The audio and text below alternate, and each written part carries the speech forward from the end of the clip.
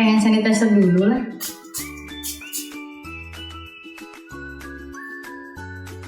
Ups, apa ini? Bikin kaget. Oh, ada teka-teki. Di pagi hari, dia muncul. Di siang hari, di atas kepala. Di sore hari, dia pergi. Di malam hari, dia sembunyi. Apa ya kira-kira? Ada yang tahu? Assalamualaikum warahmatullahi wabarakatuh. Halo anak-anak yang baik. Apa kabar kalian hari ini? Semoga selalu sehat dan semangat ya anak-anak. Hari ini bertemu lagi dengan Bu Rista. Kita akan belajar bersama di kelas 4, tema 2, subtema 1. Nah anak-anak, sebelum pembelajaran ini kita mulai, marilah kita berdoa terlebih dahulu. Berdoa dimulai. Selesai. Baik anak-anak, pembelajaran kali ini memiliki 4 tujuan.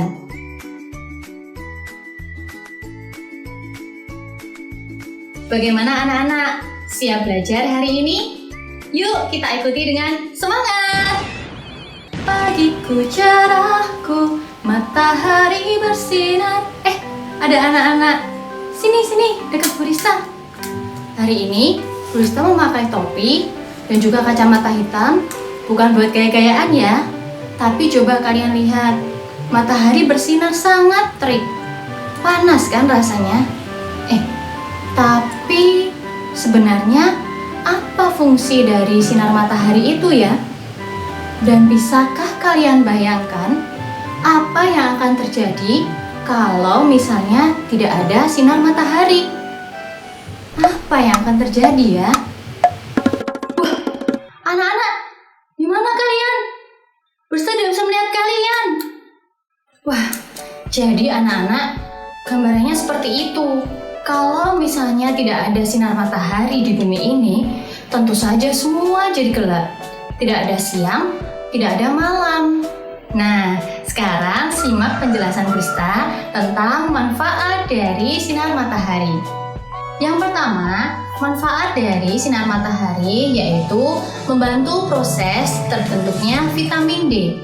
Vitamin D digunakan manusia untuk kesehatan tulang. Selanjutnya, sinar matahari juga berperan dalam proses fotosintesis yang dilakukan oleh tumbuhan.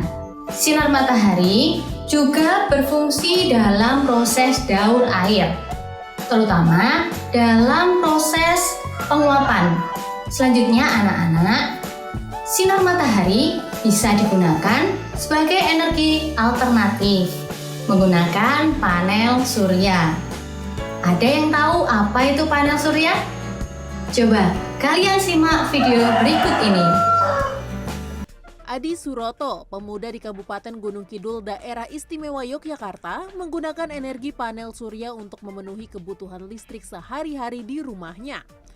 Untuk mendapatkan listrik dari matahari, dia memanfaatkan aki bekas, beberapa kabel, dan 1 unit alat kontrol atau inverter.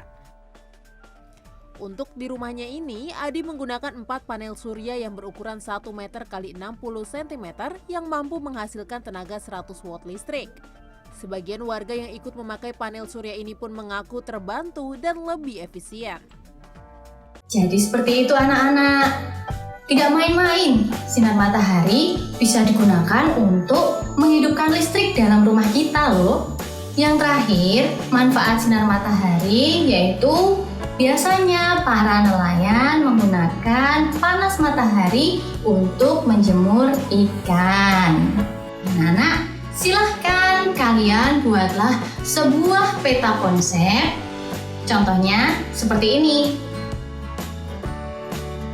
Peta konsep yang menjelaskan tentang manfaat sinar matahari bagi kehidupan manusia sehari-hari. Sudah selesai anak-anak? Bagus, kalian hebat. Sekarang kita lanjutkan.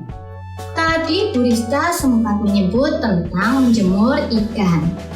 Nah, anak-anak, tahukah kalian bahwa ikan kan termasuk dalam salah satu jenis dari sumber daya alam. Sumber daya alam itu ada banyak sekali macamnya. Tetapi pada umumnya sumber daya alam itu dibagi menjadi dua. Yang pertama adalah sumber daya alam yang dapat diperbarui, dan yang kedua sumber daya alam yang tidak dapat diperbarui. Bedanya apa? Anak-anak, untuk sumber daya alam yang dapat diperbarui, maksudnya adalah sumber daya alam tersebut tersedia banyak sekali di sekitar kita. Contohnya, ada hewan, tumbuhan, kemudian ada air, tanah, udara. Nah, sumber daya itu tersedia, tidak terhingga, dan bisa kita manfaatkan di kehidupan kita sehari-hari. Sedangkan untuk sumber daya alam yang tidak dapat diperbarui, maksudnya adalah membutuhkan waktu sampai ribuan, bahkan jutaan tahun untuk membentuknya. Kalian tahu dari mana minyak bumi berasal? Minyak bumi berasal dari sisa-sisa makhluk hidup yang berada di dasar laut yang membentuk minyak bumi sampai jutaan tahun sehingga bisa digunakan oleh manusia sekarang. Nah, selain itu ada barang-barang tambang seperti emas, intan, dan lainnya. Maka dari itu, kita sebagai manusia harus menggunakan sumber daya alam dengan bijaksana. Baik anak-anak, bagaimana penjelasan Bu Rista kali ini? Kalian mengerti kan? Nah, sekarang kalau sudah mengerti, saatnya kuis. Simak baik-baik pertanyaan dari Bu Rista berikut ini. Soal yang pertama. Vitamin D yang dikandung oleh sinar matahari berguna untuk kesehatan? A. Rambut. B. Mata. C. Tulang.